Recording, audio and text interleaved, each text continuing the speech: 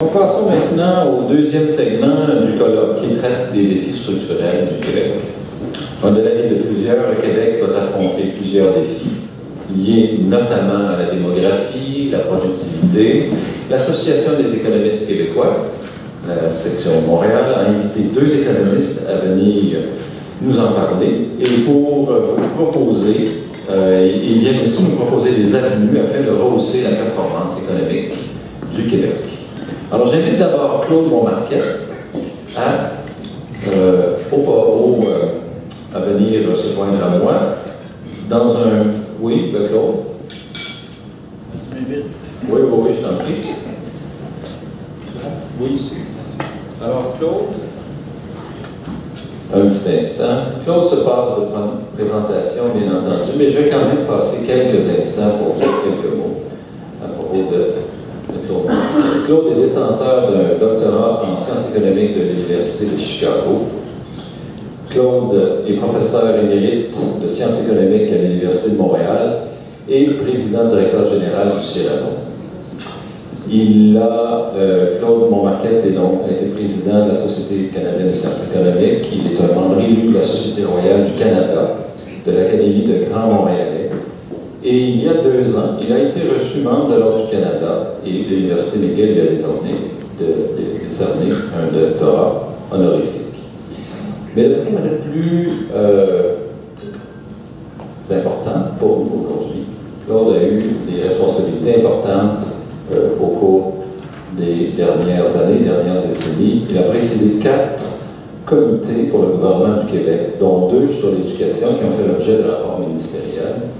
Les rapports sur l'assurance médicaments et sur la tarification des services publics ont particulièrement reçu une large audience dans le public. Il a été membre du comité consultatif sur l'économie et les finances publiques pour le ministère des Finances du Québec et plus récemment membre de la commission Robillard sur la révision permanente des programmes de gouvernement.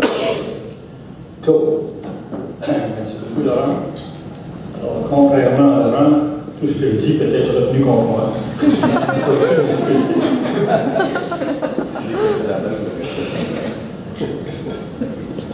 Alors, pour des solutions, alors c'est un peu grand mot quand même, parce que les problèmes sont quand même complexes. On va quand même tenter de regarder un certain nombre de pistes. Je profite toujours moi, de ces occasions-là pour me défouler un peu. Là, comme on est en train de sur toutes les économistes sur l'ensemble, on le faire avec beaucoup d'aisance. Une condition préalable, là, si on veut améliorer les choses, c'est de savoir ce qui se passe. Et curieusement, on ne sait pas. Puis on veut vouloir comprendre ce qui se passe. Curieusement, on ne sait pas tout le temps non. Alors là, je vais vraiment faire, au fond, l'état de ce qu'on a vu à la commission Robillard. D'ailleurs, j'ai passé 1 an à me diplômer avec la commission. Ce matin, on a commencé aussi avec une certaine déprime au niveau de notre nutritionniste. Bon. Alors, prenons l'exemple de l'éducation. Personne, en fait, autour de la table, croit et dans l'ensemble bien parmi nos concitoyens qui vont croire que l'éducation, ce n'est pas vraiment une solution là, importante pour sortir avec la complexité auquel on fait face. Le fait que les changements démographiques là, amènent nécessairement une hausse de productivité importante pour compenser tout ça, qui devrait être mieux. Mais avant de parler de stérilité, de rigueur, si peu trop quoi, moi j'aimerais qu'on regarde ce graphique-là. Peut-être que certains d'entre vous l'ont vu, ce graphique-là, mais à mon avis, il n'a pas suffisamment circulé. Certainement pas circulé d'ailleurs dans les journaux en passant. Et il y a eu, c'est un graphique du ministère des Finances du Québec qui montre une croissance annuelle de 4,8 des dépenses de programme couvrant la période 2004, 2013-2014. Donc pendant 10 ans, on a eu une croissance annuelle de 4,8 dont le tiers de cette croissance était une bonification des services. D'accord? Alors, la barre noire, si vous voulez, dit simplement, compte tenu des changements démographiques, changements de population, coûts, etc., prévisibles, voici ce que ça prendrait en hausse de dépenses pour maintenir le statu quo dans la qualité des services ou l'offre des services.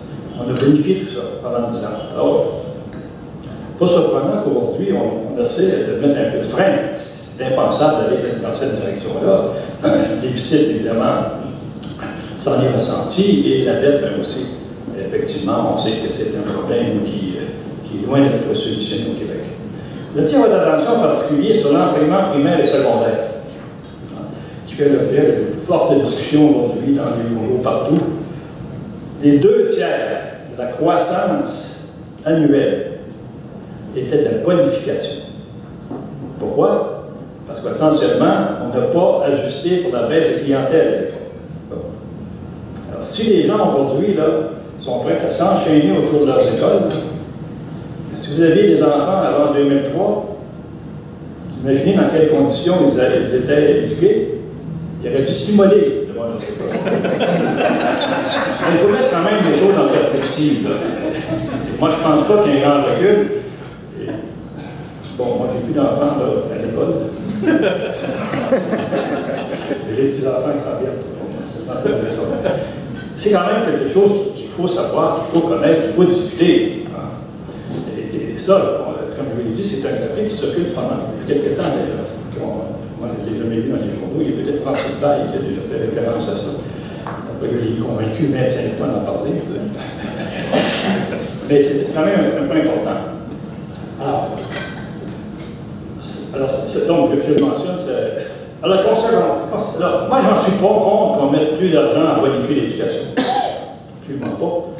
Le problème, c'est qu'est-ce que ça a donné? On ne sait pas. Hein? S'il y a une étude, là, on ne la connaît pas. Ça, c'est pour moi un point absolument majeur à pouvoir rectifier très rapidement au gouvernement du Québec.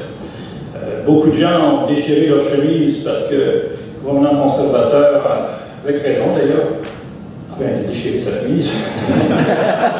Le gouvernement conservateur musulait les scientifiques, mais au Québec, là, en ce qui concerne la transparence et la connaissance des dossiers et des études, bon, on est loin. On est loin. Alors, on poserait les muselés et il n'y a pas le droit de rien sortir. Alors, ça, c'est quelque chose, à mon avis, qui est très, très important. Alors, moi, je suis tout à fait d'accord. On a baissé les ratios maîtres-élèves. On a eu 10 ans d'expérience de cette façon-là. Est-ce que ça donne quelque chose? Est-ce qu'effectivement, le taux de réussite, sans tricher sur la valeur des diplômes, parce qu'on sait que vous avez vu une étude récente, c'était une question importante qui se soulève maintenant. Alors, vu que le taux de décrochage s'est amélioré au Québec, mais c'est parce qu'on a maintenant un nouveau diplôme qui vient apparaître dans le décor, hein, qui est un diplôme de accès au marché du travail. Je ne connais pas le terme, j'ai longtemps pour le connaître d'ailleurs. Je vais rester de bonne humeur au moins quelques heures par jour. Puis qu'on confond avec le taux de diplomation secondaire. Hein. Il y avait un professeur de l'Université Laval qui soulevait cette question-là. Si on ne veut rien comprendre, si on ne veut rien savoir, si on ne veut rien comprendre ce que ça signifie, on ira nulle part. Alors, ce n'est pas de dire maintenant, oui, il y a tout le décrochage de métier pour une question tout à fait de modification de diplôme. On ne peut pas jouer ce jeu-là. C'est le secret. Alors, la commission Robillard, la culture du secret et le manque de transparence caractérise la fonction publique québécoise. C'est écrit, on l'a dit, et on sait de quoi on parle, essentiellement. C'est inacceptable. Il va falloir, je pense, si on veut penser à des solutions, on doit faire un effort là, pour comprendre ce qui se passe et pouvoir aussi utiliser les études qui sont faites, pouvoir les discuter, pouvoir les commenter et pouvoir aussi utiliser les données. Alors, ça, c'est autre chose. Ici, au Québec, là, les données sont, je ne sais pas où ils sont. On a des services incroyables, centralisés, qui pourraient nous donner des données extraordinaires. Récemment, par exemple, la RAMQ refuse de donner les données parce qu'ils prétendent qu'ils sont sous couvert de la loi qui ne le permet pas de faire. Mais toutes les autres provinces au Canada rendent accessibles les données de leur contrepartie, au fond, pour d'études. Et c'est intéressant parce que ce n'était pas seulement l'éducation. On a demandé les données sur les ratios maîtres-élèves. On les a eues. Il y a des années que je demande des données sur la relance, là, sur savoir, au fond, quel diplôme est payant, combien c'est payant, etc. Là, en espérant que les économistes sont mieux quand même. Mais ça aussi, hein, il va falloir que vous envoyiez. C'est quoi vous voulez faire avec vos données? On va le faire. Non, on ne veut pas le faire parce que vous n'avez pas les logiciels qu'il faut pour traiter ça. Ah, on ne peut pas vous donner les données. toujours cherché, pendant toute ma carrière, la notion de bien public. Hein, parce que si on réduisait le rôle du gouvernement au bien public, ben, le gouvernement serait de taille très faible. Parce que les biens publics, là, enfin dans le sens économique du terme, là, pas un bien produit par l'État, mais un bien que tous peuvent consommer simultanément, avec accès, il n'y en a pas beaucoup. On a toujours l'exemple de l'environnement. Bon, personne ne s'est occupé, c'est assez intéressant de voir que les États qui doivent s'occuper des biens publics ne s'occupent pas de l'environnement ou très peu. Si tout le monde se cache pendant quelques temps là-dessus, là, ils vont tous se révéler parce qu'il y a une conférence à Paris. Essayez de revenir, vous allez voir que ça va changer un peu d'allure. Et aussi, défense nationale. Bon, on trouvait quelques-uns comme ça. Quand tu faisais le calcul, tu disais, bon, on va réduire les gouvernements au fond de 10% pratiquement. Pas 10%, pas 90%. Les données, c'est devenu un bien public. C'est un bien que tout le monde peut utiliser simultanément. Il y a juste à ajuster l'accès. L'accès, il est bloqué pour des raisons, des fois stratégiques, des fois parce qu'on ne sait pas pourquoi exactement, alors que c'est libre ailleurs. Et regardez dans ce qui se passe dans le monde, les entreprises là, qui font une évolution importante là, dans leur vie d'entreprise, c'est qui maîtrise ces données. En Google, c'est une force incroyable sur sa capacité à générer des données. Couche-Tard, qui est vraiment un fleuron du Québec, essentiellement, quelle était sa capacité au départ?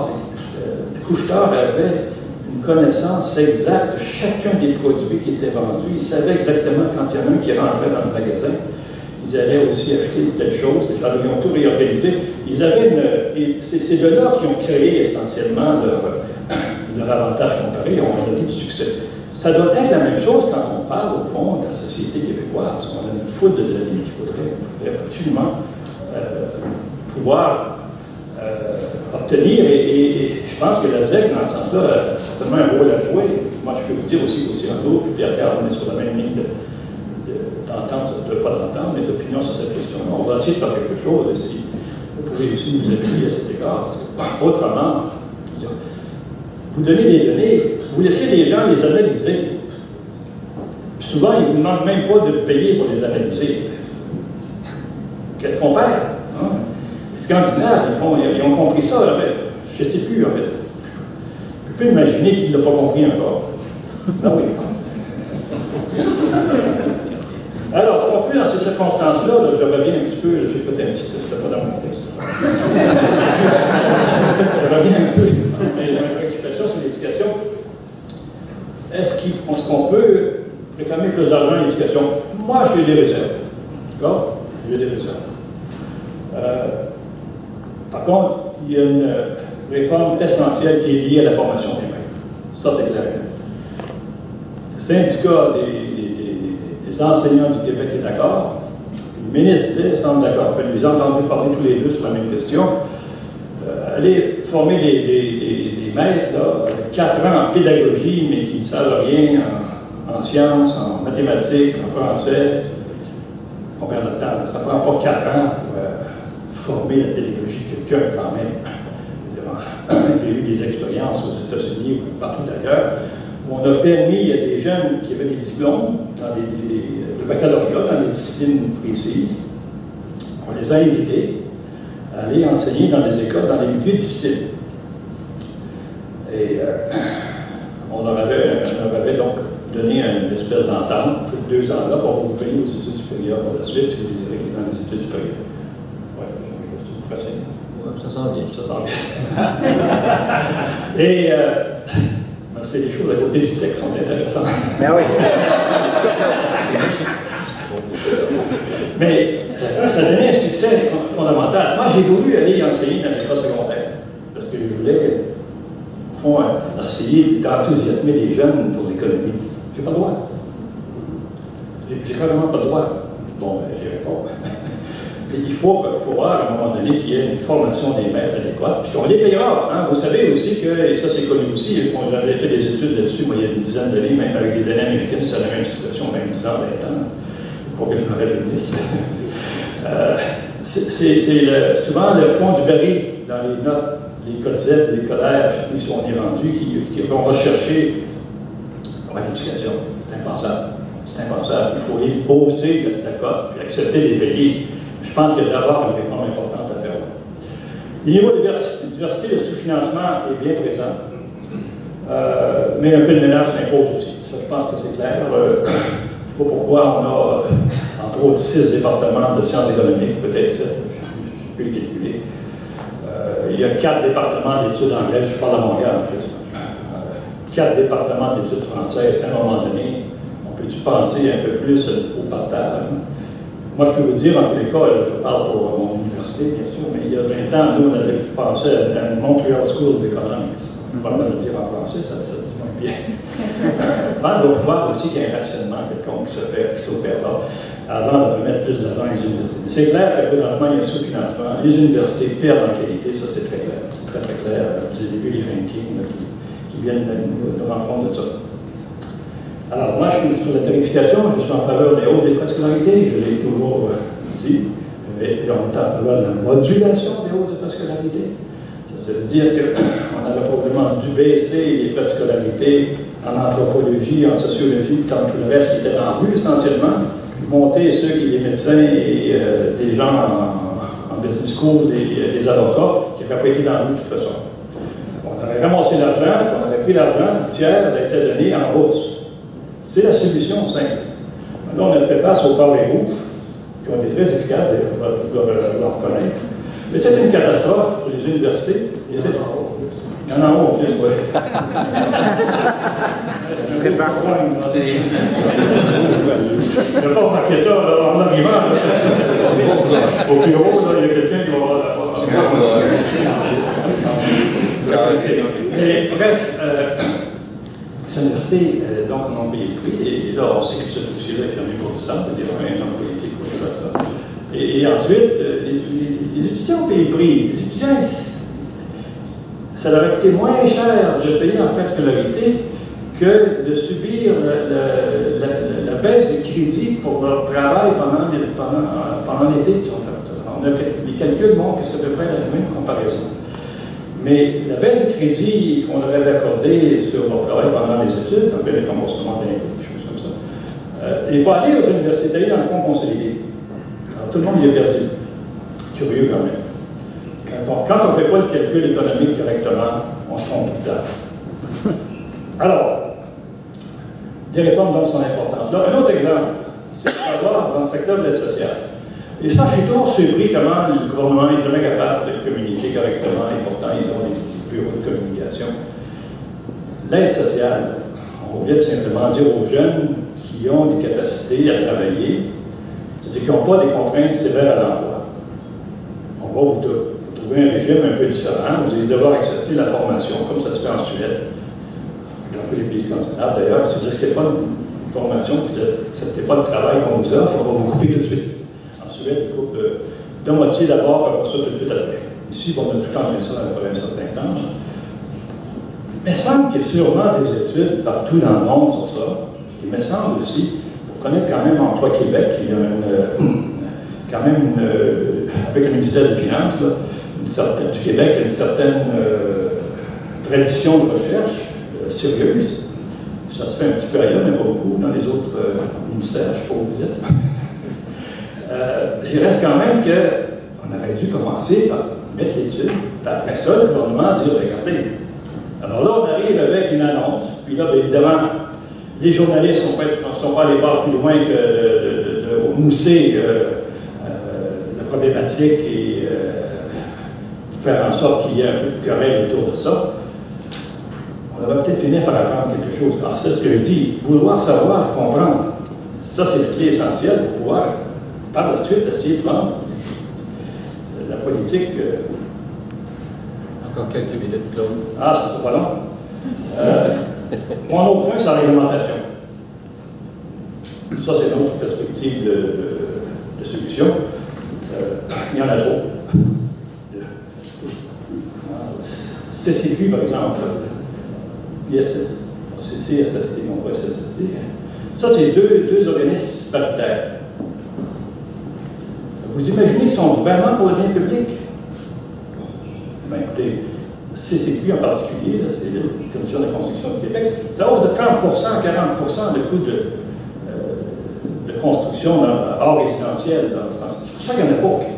Hein, c'est stagnant. L'investissement hors résidentiel au Québec, privé, j'entends, est stagnant. C'est 30-40%. Les entreprises commencent à ne pas vouloir s'y intéresser à venir au Québec parce qu'en arrivant, ils se rendent compte. Et comment ça marche? Bien, ça marche qu'au lieu d'avoir 4 personnes sur le chantier, bien, la CCQ, pour des raisons un peu obscures, vous impose 5 personnes, 6 personnes. C'est comme ça qu'on finit à avoir à 30%. Donc, la réglementation, on va pouvoir la surveiller. Et je suis très craintif sur la commission Charbonneau, qui coûte en passant, qui a coûté 44,8 millions de dollars. Curieusement, je n'ai pas vu dans les journaux, moi, quelqu'un en parler. Hein? Il y a eu une petite ligne. Une petite ligne. Et là, tout le monde dit, ah oui, finalement, c'était bon. Bon pour 44,8 millions. Écoutez, arrêtez. C'est quand même pas rire de nous, là. C'est peut-être un bon show. Peut-être qu'on avait dit, ben, écoutez, la production, ce n'est pas une peut-être, effectivement. Moi, j'ai bien mis à certaines fois. Hein? Mais il reste quand même. Et là, on propose des nouvelles organismes. Et là, on a déjà dans la commission Charbonneau. La commission Charbonneau a dit, ah, regardez, il y a plusieurs organismes qui n'ont pas fait son travail. Hein? Puis on a toute une liste, donc c'est CCQ en gros. Là, il y en a un qui va le faire. Ben, c'est bien doux, cette histoire-là. Maintenant, on en a un qui va en avoir fait un. Alors, donc, mon autre dernier point, là, c'est la productivité du secteur public. Moi, j'ai rencontré souvent les ministres des Finances, puis d'autres ministres dans l'industrie. Il faut améliorer la productivité du secteur privé. Laissez tomber la productivité du secteur privé. Ils n'ont pas besoin de vous autres pour améliorer la productivité du secteur privé. Ils savent quoi faire, ils ont la concurrence, ils ont des challenges. Améliorez donc la productivité du secteur public. C'est ça qui est une source. C'est tellement élevé la part du gouvernement dans l'économie du Québec que s'ils ne sont pas productifs là, tout le monde en souffre. Alors, mettons quand même des efforts, là, laissez faire le secteur privé, mettez des efforts sur le secteur public. Il faut que les gens aussi commencent à distinguer entre les prestations de services et le financement de services. La prestation de services peut être faite par des entreprises privées, puis le financement peut être fait par le gouvernement. On n'a pas de souci avec ça. On est capable de distinguer cette question-là. Je prends le secteur de santé, entre autres, par exemple, qui pourrait peut-être améliorer les choses et en réduire les coûts. Conditions d'une migration ne sont pas au rendez-vous. Transparence, je l'ai déjà mentionné. L'expertise. Impensable d'imaginer que le gouvernement va avoir toutes les expertises nécessaires. Ça va trop vite. Les entreprises ne font pas ça, les entreprises. Quand il y a un problème informatique, les entreprises font venir des petites niches très spécialisées pour les régler, ces choses-là. C'est plus comme ça que ça se passe. Là. Donc, toute cette question de dire, il faut retrouver notre expertise. Ça prend un minimum d'expertise, bien sûr, pour contrôler le reste et pour faire. Mais éventuellement, là, le modèle d'affaires d'un gouvernement là, doit être s'enligner davantage sur une question du secteur privé, c'est-à-dire un challenge, quelque part. Il faut que le challenge vienne à ce moment-là de la prestation de services qui pourrait être offerte à tous, mais financée peut-être par le gouvernement. Et ensuite aussi, l'expertise devrait être ponctuelle sur place. Pas sur place, mais ponctuelle essentiellement. Je suis optimiste, moi je dois être optimiste, pas de problème. Les économistes, c'est ce qui nous caractérise, en fait, on est optimiste. On sait qu'il va y avoir des périodes un peu difficiles. C'est un peu long quand même, les périodes difficiles. Moi, je n'ai pas un horizon 2050, là. Mais je pense qu'à un moment donné, on va finir par trouver des solutions, mais de grâce, on se réveille et surtout qu'on cesse cette politique du secret et qu'on mette les données disponibles. On essaie de les exploiter à notre avantage. Merci. Merci beaucoup.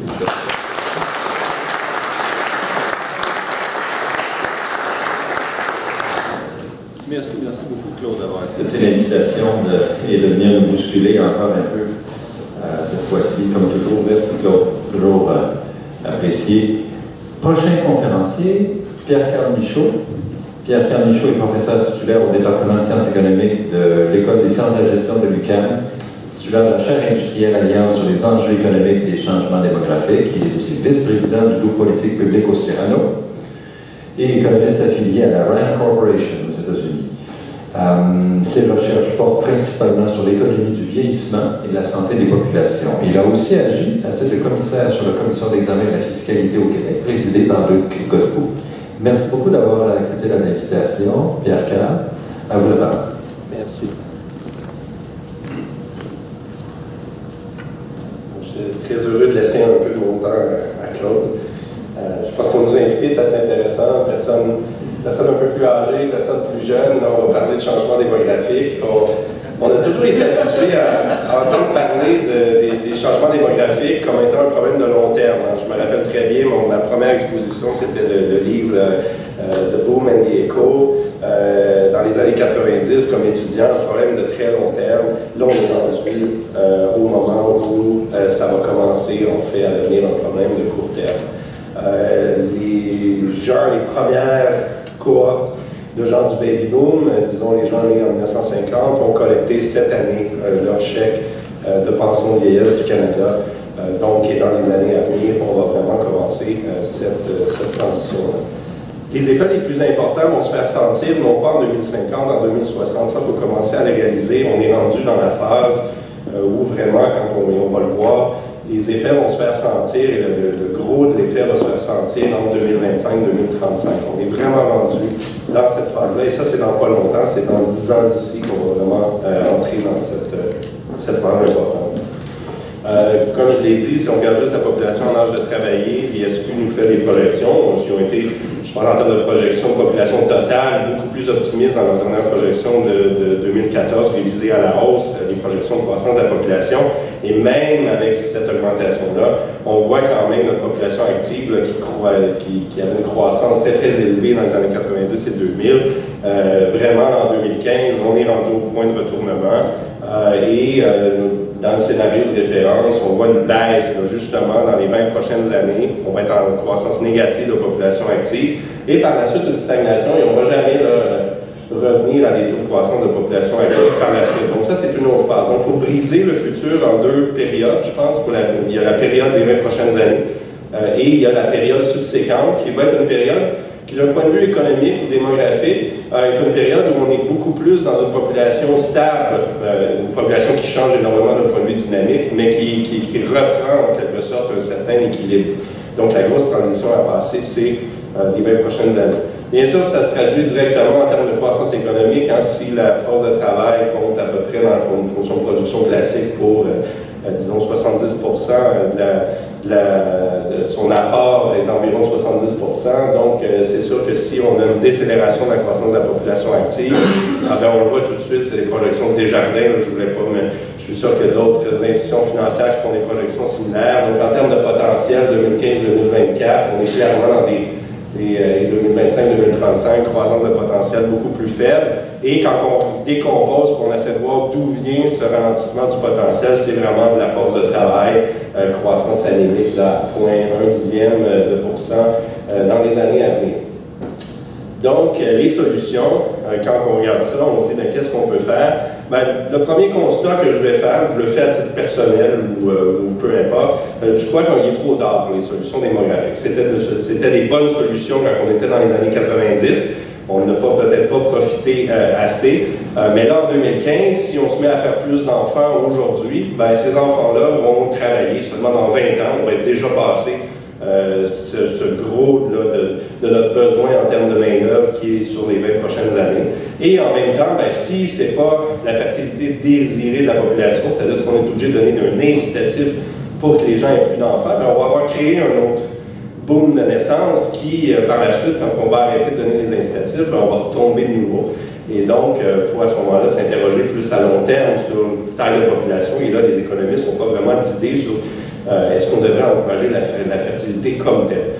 Au niveau de la migration, c'est sûr, c'est une solution facile à laquelle on pense toujours. On se dit qu'est-ce qui se passait si on doublait d'un seul coup le nombre d'immigrants nets qui viennent au Québec. Bien sûr, le problème avec ça, la distribution d'âge des immigrants, oui, ils sont en général un peu plus jeunes, mais ils viennent aussi avec leur famille, et donc ça prend des flux énormes d'immigrants pour venir en quelque sorte combler les besoins qu'on a à court terme dans les 20 prochaines années. Et ça, c'est sans parler de la possibilité que ça prenne un peu de temps avant que ces flux additionnels-là puissent intégrer le marché du travail avec toutes les problèmes qu'on connaît au niveau de l'intégration. Donc, il est un peu tard pour les solutions démographiques. Donc, on en vient au niveau économique. Et bien sûr, il y a deux choses qu'on veut faire. On veut des politiques qui nous aident à passer à travers les 20 prochaines années. Un, pour soutenir la croissance économique, parce que c'est très important, non seulement du point de vue économique général, le bien-être, mais aussi des finances publiques. Et le deuxième, ben là, c'est de parler du financement des services publics, un peu moins des régimes de retraite, hein, qui sont de manière générale, oui, on a des problèmes structurels, mais le fait qu'on a capitalisé plusieurs de ce dont on doit payer ces générations-là, ben on n'a pas les mêmes problèmes là, dans cette phase-là des 20 prochaines années. Cependant, comme on va le voir au niveau de la santé et d'autres missions gouvernementales, c'est clair que là, on a un gros défi dans les 20 prochaines années et c'est très dur de penser à des solutions qui permettent, là, en quelque sorte, de financer ça d'une manière qui fait pas mal à personne ou qui peut se faire sur le long terme. Donc, qu'est-ce qu'on peut faire? Ben, la première solution, et elle n'est pas très originale, c'est clairement de travailler plus longtemps. Si on a une capacité productive qui est inutilisée, qui est plus grande qu'une grande partie des pays auxquels on aime se comparer souvent. Donc le Québec est juste en dessous de la moyenne des pays de l'OCDE. Mais si vous regardez à votre droite les pays qui sont derrière, c'est aussi les problèmes les pays qui ont beaucoup de problèmes de déficit structurel, de dette, des problèmes importants au niveau des finances publiques. Et si vous regardez à gauche, à votre gauche, ben là, vous avez les pays qui mènent, les pays scandinaves, où chez les 55-64 ans, on a des taux d'emploi qui sont beaucoup plus élevés qu'au Québec. Et on n'a pas regardé loin, même le Canada et les autres provinces canadiennes font beaucoup mieux à ce niveau-là. Donc, travailler plus longtemps, c'est clairement une possibilité pour au moins amoindrir dans les 20 prochaines années ce qui s'en vient. La deuxième, c'est clair qu'on peut accompagner. Donc, ce qui arrive aussi, ce qu'on remarque, c'est qu'il y a un rattrapage important qui est déjà en marche au Québec. Donc, les taux d'emploi chez les personnes, disons, les travailleurs expérimentés, sont déjà en hausse. Et donc, ça peut continuer dans le futur. Mais bien sûr, il y a des zones au tableau. La première, c'est il reste encore beaucoup de travail à faire au niveau des régimes à prestations déterminées. Des régimes où on a des pénalités de 4% là, pour prendre des retraites plus tôt, quand l'espérance de vie là, pour ces cohortes-là, pour les gens qui s'en viennent, va être rendue à tout près de 90 ans. C'est plus quelque chose qui est soutenable à long terme si on demande aux gens de travailler pendant 35 ans pour financer une retraite de 30 ans. À un moment donné, avec des taux d'intérêt faibles, il y a quelque chose qui ne peut pas tenir. Donc, travailler au niveau des pénalités actuarielles qui, on sait, ont un effet important sur la prise de décision de la retraite et donc qui pourrait permettre aux gens d'avoir une incitation pour travailler davantage.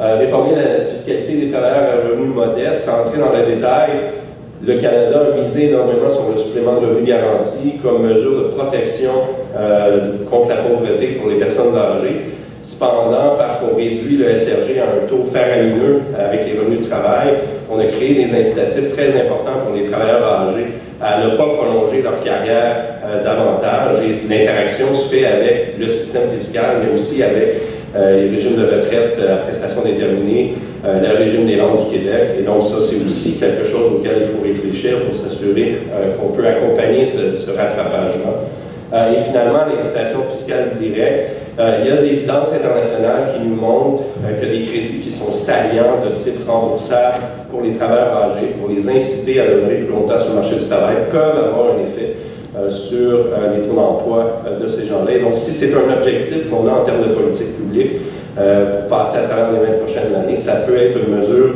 qu'on peut implémenter. Ce que le gouvernement a fait en réponse à notre rapport n'est pas une mesure qui permet de répondre à cet objectif-là. C'est un crédit qui reste faible en termes monétaires et qui n'est non remboursable. Donc, les gens, les travailleurs, surtout à faible revenu, ne voient pas ces choses-là venir, le voient juste au moment de faire le rapport d'impôt. Et donc, il y a une salience qui est très importante au niveau des incitatifs fiscaux qui est perdue à ce niveau-là. Encourager l'épargne, non pas parce qu'il faut l'encourager, parce qu'on a un énorme problème de manque de préparation à la retraite, comme on aime souvent le souligner. Pas tellement ça. Le problème, je pense que le consensus évolue davantage maintenant vers un problème beaucoup plus ciblé au niveau de certains groupes, mais encourager l'épargne de manière générale pour qu'il y ait plus de capital en économie. L'épargne demeure faible au Québec, donc c'est pas un enjeu qui est strictement relié à la retraite. Et au niveau de la retraite, l'évidence internationale nous dit que les incitatifs fiscaux qui sont ciblés vers la retraite ne sont pas si efficaces qu'on le pense parce qu'il y a énormément de déplacements de l'État, d'épargne, et donc on ne crée pas nécessairement énormément d'épargne nette au total. Cependant, ça nous coûte énormément du point de vue des finances publiques.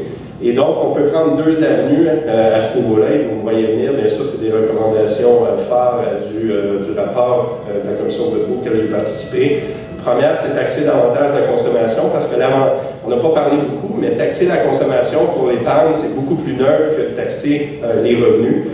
Donc, dès qu'on shift l'imposition vers la taxation de la consommation, on encourage aussi l'épargne, parce qu'on ne fait pas une double imposition à la fois des revenus qui ont servi à l'épargne et du rendement, mais aussi, bon, pour plusieurs autres raisons, ça peut être quelque chose qu'on veut vouloir faire à long terme.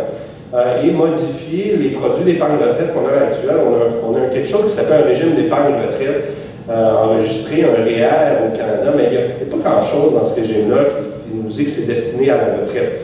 On peut ressortir l'argent quand on veut, sans pénalité. Donc, ce n'est pas vraiment un véhicule d'épargne qui est ciblé à la retraite. C'est un véhicule d'épargne qui nous permet, en quelque sorte, de simuler l'effet plutôt d'une taxe à la consommation par rapport à l'imposition du revenu. Et donc, si on veut vraiment en faire un produit d'épargne retraite ciblé pour que les gens soient mieux préparés à la retraite, bien à ce moment-là, on peut le faire à l'aide de pénalités à la sortie, donc pour encourager les gens à vraiment épargner pour la retraite, à ne pas être tentés à acheter, par exemple, un bateau à l'âge de 50 ans, parce que sortir son argent du REER parce qu'il n'y a pas de pénalité. Et donc, on peut faire des choses de cette forme-là. Finalement, ça va être mon dernier point, le grand risque à venir, le risque dont on parle peu, c'est l'enjeu du financement de la santé. Comme vous le savez, c'est rendu à 40%, plus de 40% du budget total du gouvernement du Québec. On n'a pas capitalisé ces dépenses-là futures, on n'a pas prévu cette situation-là. Et donc, on se retrouve dans les 20 prochaines années, si vous pensez à la population vieillissante et en même temps, vous avez une population stagnante qui peut payer ces dépenses-là, c'est clair qu'on a un enjeu majeur qui, en ce moment, on ne le prend pas en compte comme élément de risque dans notre planification.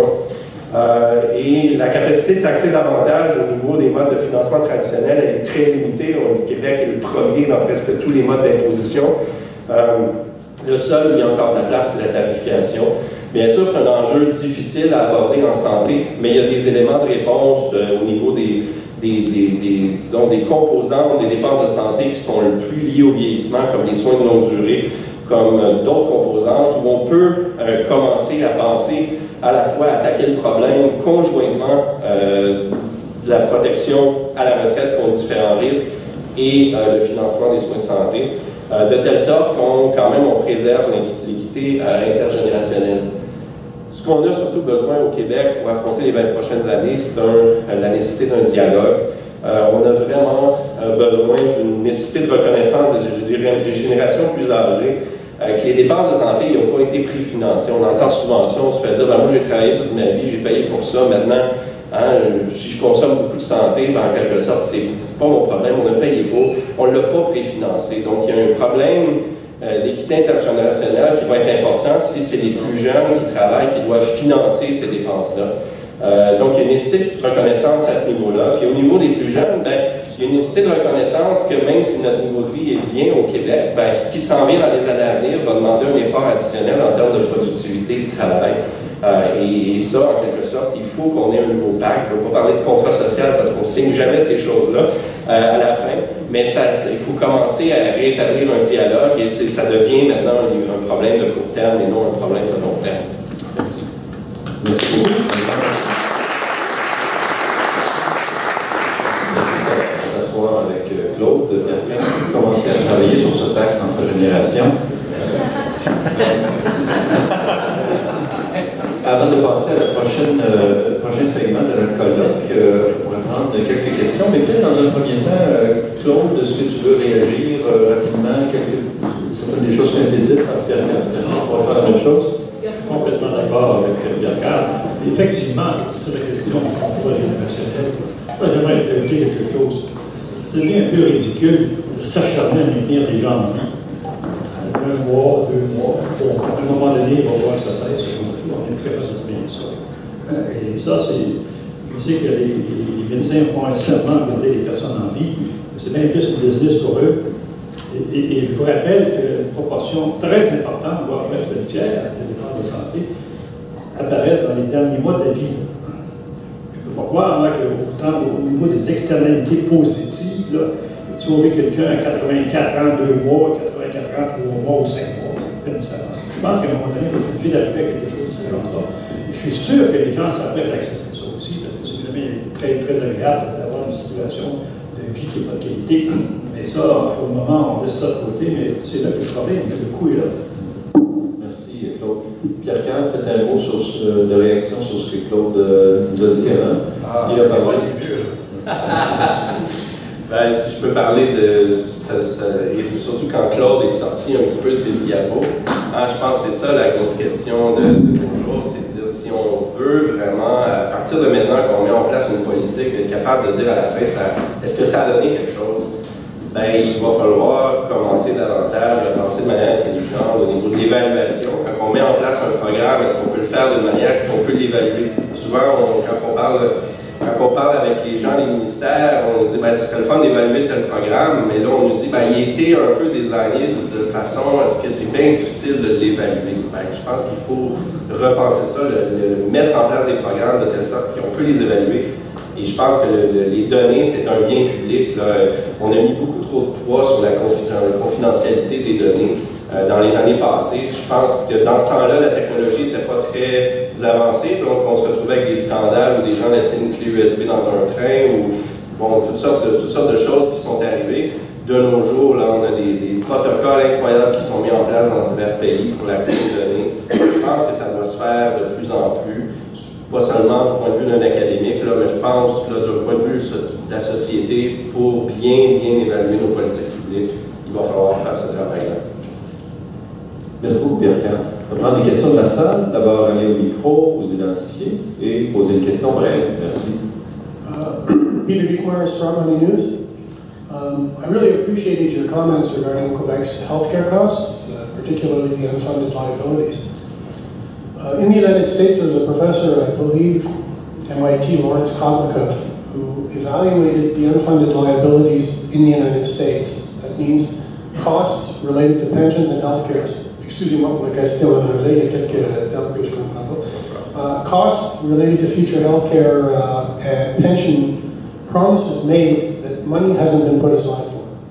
I think he evaluated it at $200 trillion in the United States. I'm wondering if similar studies have been done in Quebec regarding unfunded liabilities for the Quebec government and what those numbers are. Claude, Pierre-Carl? I don't think we've done that. And pardon, ça serait une très belle chose à faire. Je pense qu'on se dirige dans cette direction-là parce qu'il y a un élément de risque qu'on n'a pas incorporé dans beaucoup d'évaluations. Je parle même des régimes de retraite, là, de penser aux risques. Je pense qu'il y a un effet retard qui revient de par le financement des autres programmes. Merci pour la question. Je m'appelle Pierre Piché, une question pour Claude. Tu as parlé de la productivité du secteur public. Une grande partie, évidemment, des services qui sont offerts par le secteur public, c'est la santé. Alors, je vais t'entendre sur le plan où tu nous disparaître, ou enfin, est-ce qu'on peut assister à une hausse de la productivité dans le secteur de la santé? Qu'est-ce qu'on fait dans le secteur de la santé? D'abord, il faudra connaître les données. Paradoxalement, on ne connaît même pas les coûts. Quelques initiatives qui sont faites dans le tour de lac Saint-Jean, et là, on n'a pas vu encore les analyses de toutes ces choses-là. On ne connaît pas ces coûts. Curieux, parce que quand on a des cliniques privées, eux connaissent très bien leurs coûts. Deuxièmement, je pense que ce qui coûte cher, c'est le médecin. Ben, il faut trouver le moyen de le remplacer. Plutôt que de protéger son activité qui est surprotégée, on sait qu'il y a des infirmières, par exemple, des infirmières cliniciennes en particulier, qui font énormément de travail. Moi, je pense qu'il faut aller dans cette direction-là. Il faut aller dans cette direction de substituer un facteur de production qui coûte cher à un autre pour faire exactement le même travail. Et les médecins, ils seront payés à leur valeur, mais pour un travail qui en vaut la peine, essentiellement. Non pas pour donner une injection, faire une prescription, etc. Puis je dirais que peut-être troisièmement, je pense qu'il faudrait instaurer un ticket modérateur quelque part. C'est pour ça qu'il va améliorer le financement de la santé, parce qu'on c'est pas une façon de le faire, mais ça va faire prendre conscience aux gens que ça coûte quelque chose. Puis peut-être qu'au lieu d'aller à l'hôpital rapidement, bon, on va avoir des lignes de communication comme le 988, etc. On va finir par trouver des solutions. Moi, j'ai connu une époque où, quand on allait dans un hôpital, on recevait un compte. Puis on disait, ben, voici, ça coûtait tant. Curieusement, à l'époque, on savait calculer. Mais ça ne coûte rien. Et les gens prenaient conscience du fait que, hey, ça coûte quelque chose. C'est sérieux, là. Donc, il y a une valeur qu'on ajoutait à ça. Apparemment, on aurait laissé tomber ça, selon Claude Gaston-Tonguay qui m'a raconté l'histoire. C'est qu'il y a des gens qui disent, oui, mais là, le compte pourrait être recevoir par la femme du monsieur qui a eu quelques maladies moins publiques, moins intéressantes. Si on est encore à ce niveau-là, on a des petits problèmes. Merci, Claude. Une dernière question? Une dernière question de la salle? Oui.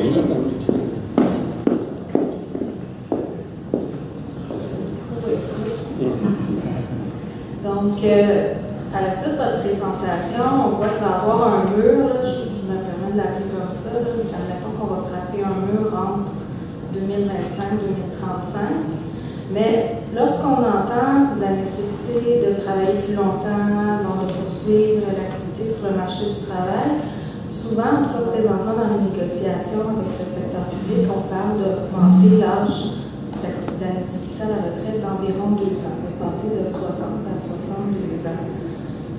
Vite comme ça, je me dis, ben, au fond, le mur, on va le frapper quand même, là, parce que les solutions qui sont présentement discutées, il me semble que c'est simplement des plasters sur un bobo parce que 2 ans par rapport à une période critique de 10 ans. Bref, j'aimerais ça vous entendre un petit peu là-dessus. Est-ce que vous avez vraiment des estimations de la durée de prolongation de la vie active qu'il faudrait pour relever le défi démographique?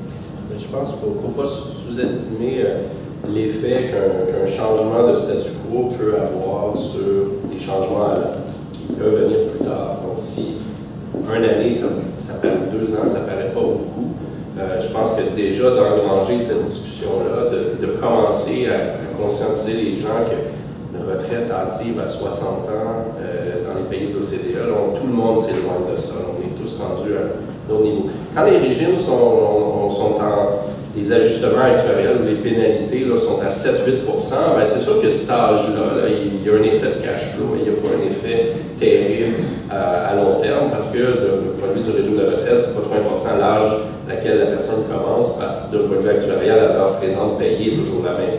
Quand on est à 4 % puis on reste à 4 % et qu'on change l'âge, ça a des effets quand même substantiels. Donc, il ne faut pas sous-estimer l'effet, mais nous, on n'a pas fait d'études particulières, surtout dans le cas des employés du secteur public. Mais il faut, déjà, je pense, de changer le statut quo, parce que si ça se fait, s'il y a une prise de conscience que oui, on est rendu dans un nouveau monde, les gens qui naissent aujourd'hui, bon, c'est difficile de prévoir la démographie, mais les gens qui naissent aujourd'hui, il y a des démographes américains qui sont rendus à dire que ces gens-là vont vivre jusqu'à 100 ans. On est rendu dans ce monde-là. Donc, il faut commencer à s'adapter un petit peu. Merci beaucoup. Est-ce qu'on a encore le temps pour une question ou on voit quelqu'un qui lève la main rapidement? Merci. Bonjour, Charles Saint-Pierre, je travaille pour la Régie de l'énergie, dans la fonction publique. Mon patron est arrivé, fait que je vais filtrer ma question. Monsieur Marquet parlait tantôt de problème d'accès à l'information aux données. Moi, j'ai une petite idée pourquoi on n'a pas accès à cette information-là. Pourquoi il y a un problème de transparence. Selon vous, c'est quoi le problème? Ça, c'est une bonne question. Ce que je sais, c'est que le problème existe de façon réelle. Alors, moi, je pense que le problème, c'est que les gens sont frileux au niveau politique, essentiellement. Ils ne prennent pas la responsabilité. Je pense aussi, très franchement, je suis très ouvert là-dessus, le cabinet politique d'un ministère est trop puissant par rapport aux fonctionnaires qui l'entourent. souvent, dans les propres rapports que j'ai réalisés, moi, des gens dans un cabinet s'objecter à la diffusion du rapport de telle date ou telle autre. Ça finit par se faire, parce qu'éventuellement, on pousse pour que ça se fasse, sans avoir lu le rapport. Alors, il faut que les gens dans les ministères, les sous-ministres adjoints, particulièrement les économistes, les directeurs, etc., s'imposent comme étant l'œuvre du bien public, non pas qu'ils viennent jouer un autre jeu. Et ça se fait, hein. Dans certains ministères, ça se fait, mais les gens, à chaque fois, mettent leur poste en jeu. Je peux vous en nommer un en particulier, mais il y a eu le courage de le faire. Je pense que c'est là que ça commence. Puis que le ministre aussi, puis le politique, de se rendre compte que les fonctionnaires, là, c'est ça leurs vrais employés. C'est ça les vrais employés d'État. C'est eux qui vont arriver à définir la vraie productivité. C'est pas le conseiller politique. Le conseiller politique, lui, il fait juste savoir, si tu dis ça, tu vas gagner des points par rapport à l'autre. Peut-être le premier ministre va mieux te voir. Ça suffit, là, ça coûte assez cher, cette histoire-là. Il faut avoir les données. Il y a maintenant une directive qui circule dans les ministères de rendre les données disponibles. On verra bien. Merci beaucoup, Claude. Merci pour les questions, les interventions.